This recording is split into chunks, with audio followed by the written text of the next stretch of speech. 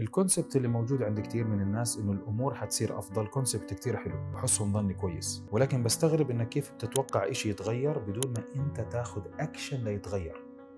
هل بتتوقع انك انت يوم من الايام تدخل على بيتك او على مكتبك وشغلات انت كنت تتمنى انها تتغير لحالها، ولا لازم تاخذ انت اشي فعلي وحركة فعلية واكشن فعلي عشان الاشي هذا يتغير؟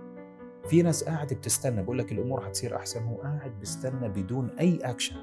لانك اي شيء بالدنيا هو عباره عن فورمولا، عباره عن انجريدينتس معينه، مكونات معينه، وهاي المكونات ما دامها موجوده وما عم تتغير، الاوتكم النتيجه حتكون نفسها. لتحدث اي نتيجه جديده في حياتك لازم تغير المكونات وتاخذ حركه وقرار فعلي لانك تغير المكونات لتطلع نتيجه مختلفه. حاجة توقف وعم تستنى الأمور تتغير بدون أي أكشن أو أي تغيير من طرفك.